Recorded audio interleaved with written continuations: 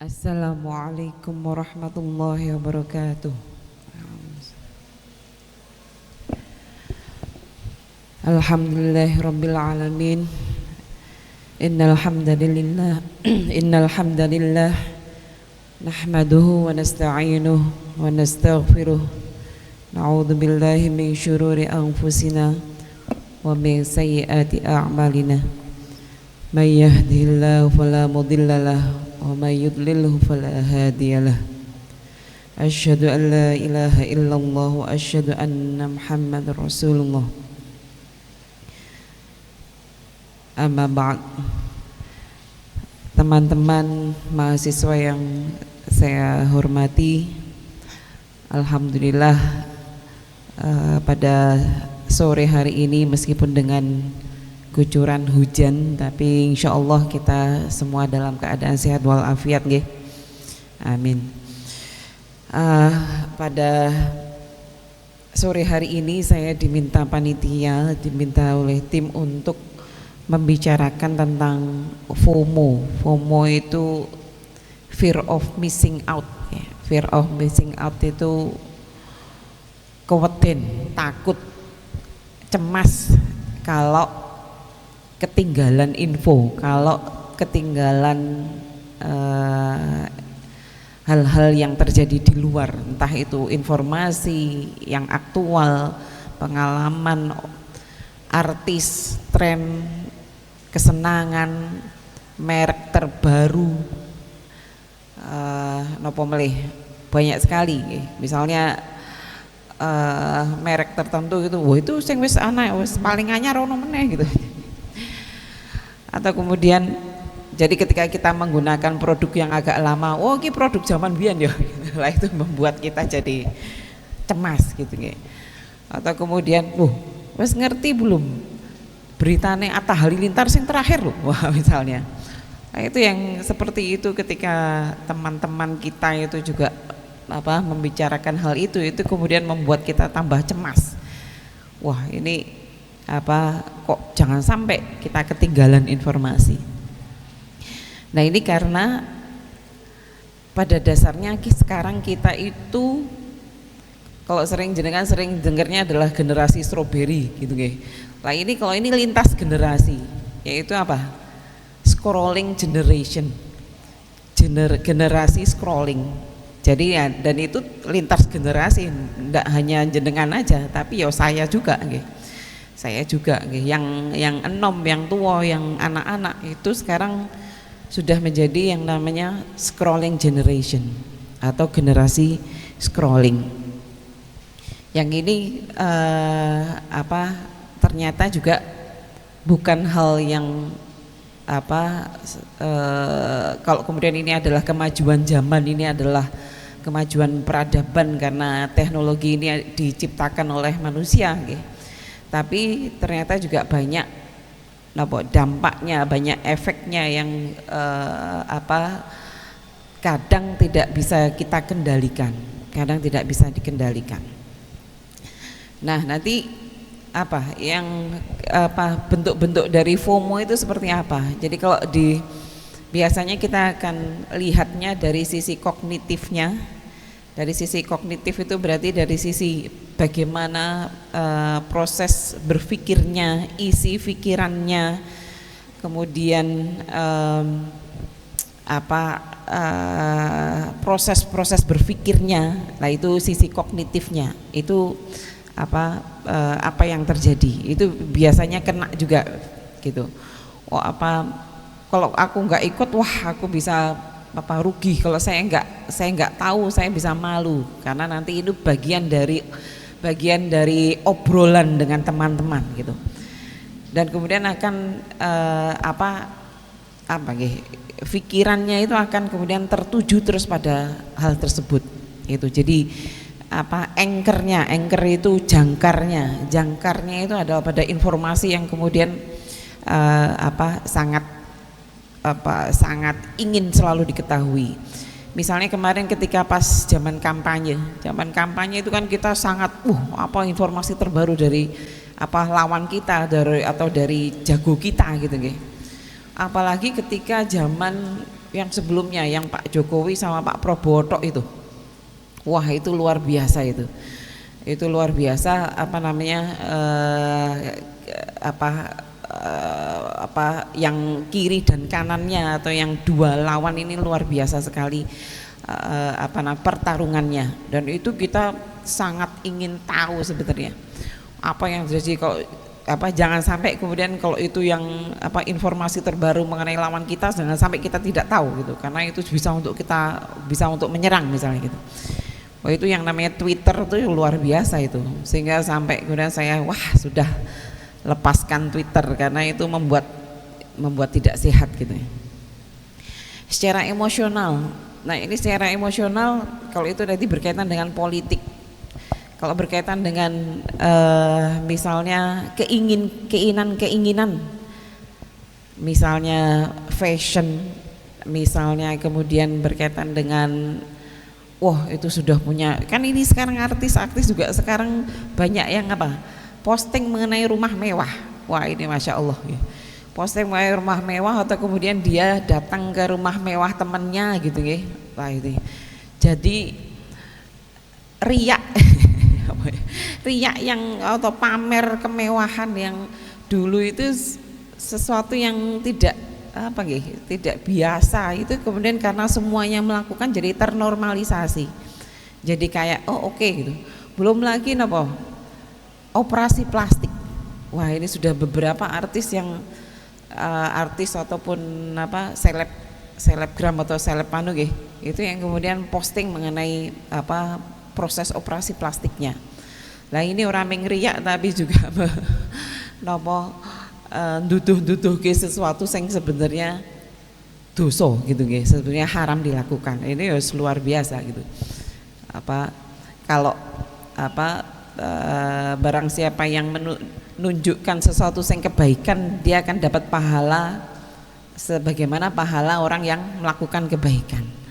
Lagi nek duduhke sesuatu yang itu adalah kejelekan, kan berarti pahala, bukan pahala, dosa nih wong sing nglakoni padha dengan yang dia promosikan dalam tanda petik.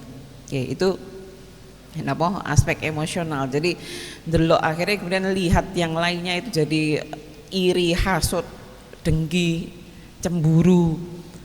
Nah, itu unsur emosi. Nanti aspek perilakunya karena jadi scrolling terus gitu.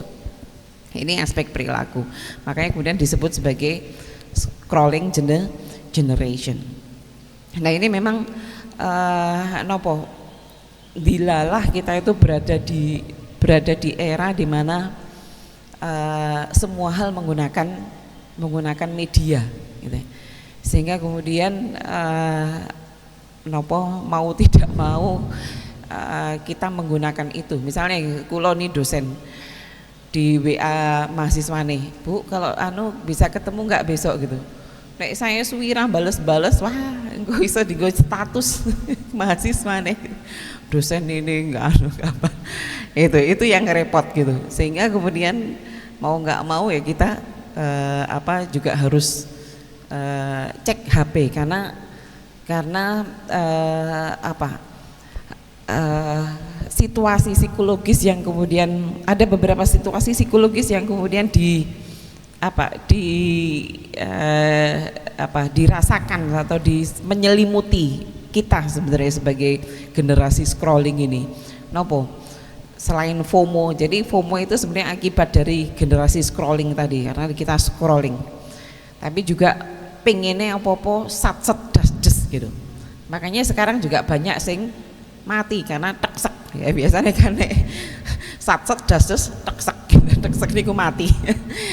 Gitu nggih. Jadi hati-hati kalau kemudian kita terlalu kepingin semuanya kudu serba cepat gitu nggih. Lah itu hati-hati kalau kemudian kena stroke karena gitu nggih, karena rasa sabaran gitu. Karena kemudian tensi jadi tinggi. Nah, ora sabaran. Kemudian segala sesuatu harus jelas, segala sesuatu harus cetha kabeh gitu.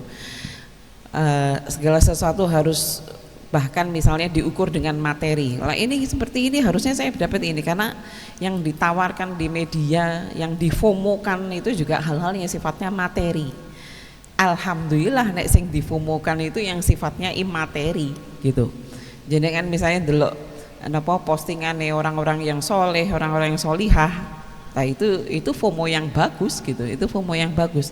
Oh saiki ngaji apa ya, saiki ngaji apa gitu, misalnya gitu itu napa perilaku yang kemudian bisa terjadi. Nah ini yang memang kemudian jadi tantangannya sekarang ya. Tantangannya sekarang nopo. Jadi karena nanti ada dampak spiritual sebenarnya ketika orang itu apa FOMO. Karena dia kemudian perilakunya adalah selalu banding-bandingke. Oke, selalu banding-bandingke. Wah, kayak dua iki gitu. Nah, ketika banding-bandingke akhirnya kemudian mengurangi apa? Mengurangi qanaah. Mengurangi rasa syukur. Kudune kuwi kita diajari qanaah, tapi karena kita scrolling terus akhirnya kemudian qanaahnya ya rodok bleret gitu ya. Qanaah itu tidak hanya sifatnya materi loh nggih, tapi hal-hal yang sifatnya imateri. Qanaah dalam arti saya lagi dikasih cobaan seperti ini, tak tompo. Nah itu penerimaan diri, tak tompo qanaah ini memang cobaan saking Gusti Allah. Itu juga luar biasa sekarang tantangannya. Banyak orang yang tidak menerima dikasih cobaan. Nah ini yang kemudian nek dulu kita itu dikasih cobaan kemudian sing sabar, sing ikhlas, wis ora usah karena kita kan diajari sakjane nek yang namanya musibah kira usah terlalu di aib apalagi ya, usah terlalu di-share-sharekan ke orang-orang. Lah sekarang ini karena scrolling itu kemudian salah satu yang membuat kita menjadi lebih mudah untuk mengekspresikan diri. Jadi selain kita juga melihat orang berekspresi, kita juga modeling untuk juga bisa berekspresi. Nah ini akhirnya kemudian banyak permasalahan muncul yang juga salah satunya karena kita terlalu ekspresif. Sing biyen itu dulu itu kita diajari untuk mikul dhuwur mendem jero. Dipendem dirasake, dipasrahke, ojo diumbar-umbar. Nah, sekarang itu mikul dhuwur itu menjunjung tinggi kehormatan. Mendem jero itu mengubur aib-aib, masalah-masalah diri sendiri maupun orang lain gitu. Aib diri sendiri aja nggak boleh diumbar-umbar, apalagi orang lain. Lah sekarang proses cerai di status gitu. Lah ini tantangan betul untuk ajaran agama maupun ajaran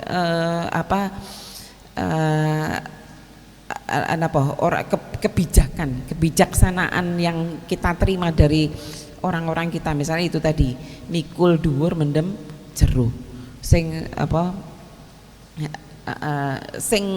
nrimo, sing iso, sing duwe isin itu apa? Isin itu rasa malu itu juga, isin itu tidak hanya sekedar rasa malu gitu ya, tapi bagaimana isin itu itu tadi sebenarnya. Jadi kita jangan terlalu ekspresif yang kemudian malah justru membuat masalah berikutnya masalah yang lain gitu. Kemudian rasa syukur. Jadi karena FOMO akhirnya kemudian terpaku dengan hal-hal yang dimiliki orang lain, sehingga kemudian lupa bahwa kita itu banyak diberi kenikmatan. Kita bisa duduk di sini, alhamdulillah ora stroke gitu nggih. Stroke itu ora iso lungguh gitu. Kita bisa menghirup udara dengan enak, alhamdulillah wis ora zamane Covid ngoten nggih. Kita alhamdulillah masih bisa bahkan ngene masih bisa gitu, jempol gitu masih bisa gitu. Coba nek wis ra iso jempol. Jadi sebenarnya banyak sekali kenikmatan kalau mau kita pikiran kita itu diganti dengan memikirkan kenikmatan yang sudah kita terima, lah itu kan sebenarnya itu yang dianjurkan gitu nggih. Tapi karena FOMO itu tidak melihat kenikmatan tapi ndelok kenikmatane wong terus kita pengen, masalahnya itu wala tatamannau ma faddalallahu bihi ba'dakum ala ba'd lirijali nasibun mimmaktasabu. Sing wong lanang wis ana sudah ada bagiannya, walin nisa'i nasibum mimmaktasabun. Iki wis duwe bagiane dhewe-dhewe, wis mboten ndak usah mikir liyane. Itulah ini. Jadi kalau di psikologi itu ada yang namanya social comparison. Social comparison itu apa? Banding-bandingki. Jadi memang salah satu yang biasa dilakukan orang itu memang banding-bandingki gitu. Nah, banding-bandingki itu ada yang namanya bandingki ke atas sama bandingki ke bawah. Namanya kalau ke atas itu namanya upward comparison, kalau ke bawah tuh downward comparison. Nah, di Islam itu sebenarnya kalau mau upward comparison, kalau mau banding ke atas itu ya ada caranya. Banding ke hal-hal yang sifatnya imaterial, hal-hal yang sifatnya akhlak, ibadah, agama.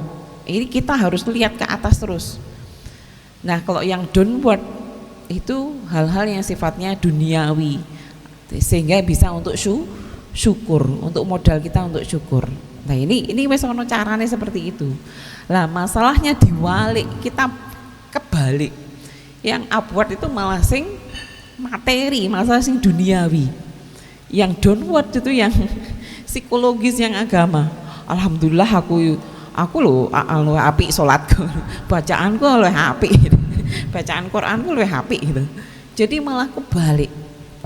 Nah, itu masalah kita sering sudah dikasih rumus sama Gusti Allah, sudah dikasih rumus, sudah dikasih coro yang sudah pas, malah gawe angel-angel dewe gitu, bikin sulit sendiri gitu.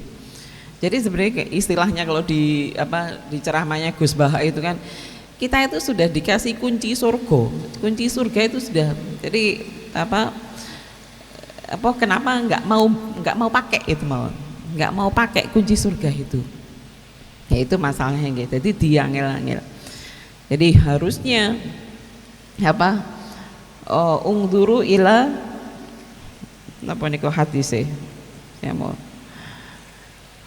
harusnya melihat yang lebih bawah untuk hal-hal yang sifatnya duniawi, bukan kemudian yang dan itu ungduru ilaman huwa asfala minkum wala tangduru ilaman huwa fauqakum. Nah, ini wis ana resep ya, sudah ada resepnya. Nah, itu. Ini ku syukur. Jadi syukur itu juga, ajaran syukur itu tantangannya sekarang luar biasa. Lah ini nek mboten, nek enggak jenengan ini yang kemudian rajin untuk ngadak kayak gini gitu, itu kan ya kok hilang tenan, bisa hilang tenan gitu ya.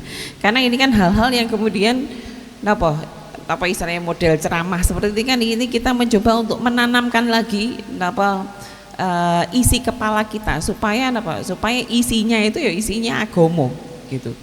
Karena kita scrolling generation ini, scrolling ini kan isinya bisa macam-macam gitu. Kalau kita kemudian tidak kalah isinya, karena kalau dalam psikologi itu ada salah satu teori, salah satu perspektif bahwa perilaku itu sumbernya adalah dari pikiran. Okay? Makanya kemudian ada yang Islamnya seperti ini bentuknya, ada Islamnya seperti ini karena isi ajaran Islamnya beda. Ono sing tekan iso ngebom gitu, karena memang isi kognisinya itu beda. Nah itu karena apa, isi kognisi itu bisa menjadi sumber perilaku kita. Oke. Nah itu salah satu yang kemudian itu yang harus kita jangan sampai kalah isinya. Nek jenengan scrolling ya scrolling juga banyak juga di kaitannya dengan agama, kaitannya dengan agama.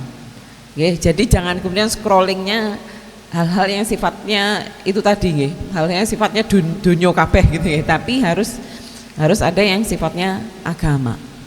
Dan ini memang kemarin yang ceramahnya Pak Deddy Mulyadi itu di pas hari kebangkitan atau apa itu itu juga luar biasa itu, bahkan untuk seorang kepala daerah, karena biasanya seorang pemimpin kepala daerah ataupun pemimpin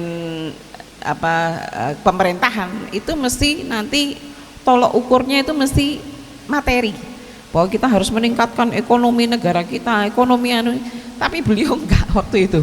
Nah ini yang ini bagus, ini luar biasa. Ketika beliau bilang bahwa ini wes salah kabeh, ini pendidikan ini sudah keliru. Karena selalu pendidikan itu dikaitkan terus dengan dunia kerja. Pendidikan biar bisa pada kerja. Kalau dulu ada istilahnya harus ada link and match. Gitu bahwa gimana caranya mahasiswa tafsir tapi piye carane biar dapat tetap bisa kerja. Jadi kerja terus anunya itu. Jadi tolok ukur akreditasi, tolok ukur keunggulan satu prodi atau jurusan itu mesti bagaimana dia keterserapan. Lah ini nggak benar menurutku. Karena ya ilmu itu tidak hanya untuk kerja, tapi bagaimana kita membekali, ya memang ilmu itu sendiri plus yang terutama adalah membekali akhiratnya, kemudian membekali akhlaknya, adabnya. Lah ini yang kemudian beliau bilang ini yang banyak dilupakan oleh para pemimpin negeri ini gitu. Dan saya ya benar gitu, karena misalnya semakin hari semakin yang namanya pilihan jurusan agama, prodi agama semakin sedikit peminatnya, karena itu padahal itu itu salah satu yang kemudian menjaga negeri ini. Nyon sewu, ketika jadi sebenarnya kalau bisa dibilang negeri kita ini masih cukup tangguh. Kenapa? Karena masyarakat di negara kita itu masih cukup banyak yang masih pegang agama, yang masih bisa pegang agama, yang masih mau memegang tradisi-tradisi yang ada di adatnya, yang ada di masyarakatnya gitu. Ini yang sebenarnya itu yang menjaga betul di negara kita. Oke, jadi ketika kemudian orang-orang coba nek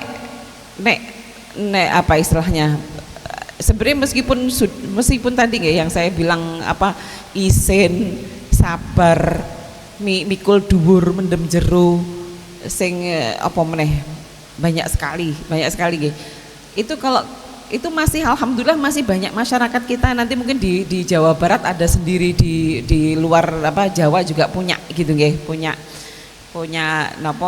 istilah-istilah juga yang itu sebenarnya menjaga membuat tangguh masyarakat kita. Kenapa? Karena ketika kemudian dapat musibah itu dia meredam sendiri. Yang penting ikhlas. Ayo kita introspeksi. Mungkin memang kita harus diuji dengan musibah dulu dan seterusnya. Itu benar-benar meredam. Coba masyarakat kita itu ekspresif masyarakatnya. Wah, kena masalah langsung ngamuk, Lah kalau masalahnya itu sendiri-sendiri, bencana alam iso ngamuk bareng-bareng kan gitu. Lah itu yang terjadi di dunia barat. Makanya kemudian yang namanya stres, yang namanya narkoba, atau yang kemudian sekarang yang agak marak juga bunuh diri. ya bunuh diri. Nah itu apa? Karena ratahan dengan problem, tidak tahan, dan mereka nggak punya ajaran-ajaran itu loh, nggak punya ajaran-ajaran, nggak ono kon pasrah neng Gusti Allah, nggak ono kon, ya kan penak sebenarnya kalau kita itu punya masalah terus pasrah, kan enak gitu. Wis tak pasrahke ning Gusti Allah, jenengan sing nganu maringi kula problem, tak pasrahke ning jenengan malih, kan penak sebenarnya. Nah, jadi ndonga kemudian itu kan sebenarnya menitipkan sebagian beban kita ke Tuhan yang kemudian menciptakan kita, Tuhan yang memang kita ingin kita berlindung gitu nggih. Kita ingin dapat ridhonya dan seterusnya. Lah ini hal-hal seperti itu sebenarnya sing menjaga kita selama ini, sing menjaga masyarakat kita.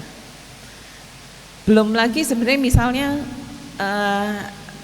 tradisi-tradisi kumpul di masyarakat kita ini kan ada macam-macam nggih.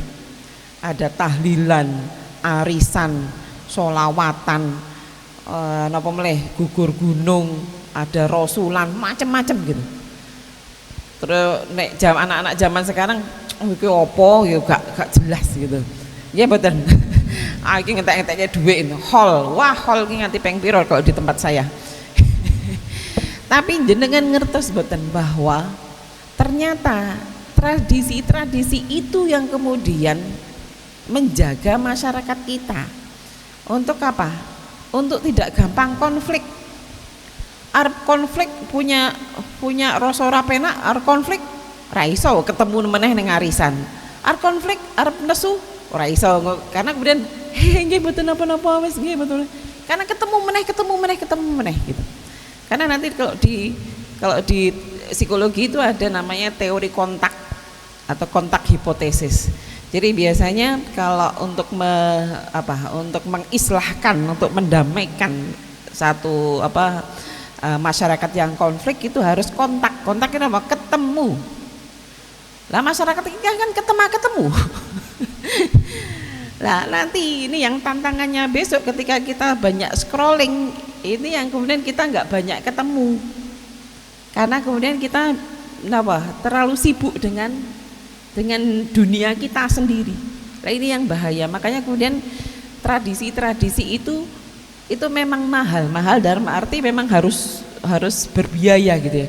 Tapi sebenarnya yang dijaga itu juga mahal sekali, yang namanya kesatuan, persatuan, kedamaian, harmonis itu mahal.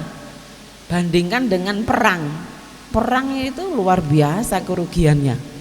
Makanya memang kemudian bagaimana caranya pemimpin-pemimpin itu menjaga betul, terutama di tempat kita, menjaga betul supaya tidak terjadi perang. Nek wes perang, masya Allah gitu. Mungkin orang-orang sepuh kita, mbah-mbah kita lebih sangat paham bagaimana yang namanya perang itu sangat-sangat tidak menyenangkan dan sangat-sangat merugikan. Misalnya Nyosewu beberapa tahun yang lalu orang-orang beberapa mungkin kayak cendekiawannya Afghanistan, dari Kabul Afghanistan itu ke Indonesia. Salah satunya juga ke UIN ke sini dan juga ke tempat saya ke Kerapia. Itu mereka jadi berguru mengenai bagaimana sebenarnya pembelajaran Islam di tempat kita di Indonesia. Wah, itu ketika mereka dikasih kita dalam diskusi dalam itu, mereka tuh dicatat semua gitu, semua gitu. Jadi tanya apalagi dicatat gitu. Saking hausnya akan pengetahuan. Kenapa? Karena pendidikan hancur total ketika perang. Pendidikan hancur total ketika perang. Begitu pula yang terjadi di Palestina sekarang ini. Arab mau belajar gimana kalau nggak ada fasilitas, nggak ada sistemnya dan seterusnya. Nah ini yang dan itu yang memang yang dituju oleh lawannya supaya tidak bisa bangkit. Karena dengan pendidikan sebenarnya kita bisa bangkit. Makanya kemudian dulu ketika Belanda itu mulai ngasih kita kesempatan untuk beberapa orang di orang pribumi untuk mengikuti sekolah gitu ya, di sekolahnya Belanda itu justru menjadi bumerang sebetulnya, karena kemudian jadi do pinter-pinter, jadi kemudian ini caranya seperti ini untuk melawan penjajah gitu ya, dengan jadi membuat tambah kekuatan sebenarnya, tambah power ketika dan powernya luar biasa yang namanya pengetahuan gitu. Itu makanya kemudian ketika itu dihindari sekali sebenarnya waktu dulu. Pribumi nggak boleh sekolah kan,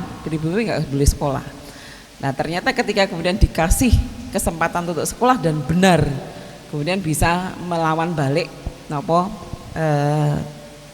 penjajah atau Belanda waktu itu. Nah ini harus bersyukur sekali kita itu bahwa masih ada banyak masyarakat kita yang masih menjaga tradisi itu tadi. Tradisi itu sebenarnya tradisi yang mahal, tapi kalau itu tidak dijaga dampaknya lebih mahal. Lebih mahal. Makanya kita nggak usah ikut-ikutan yang suka ngece-ngece tradisi. Ngece itu apa?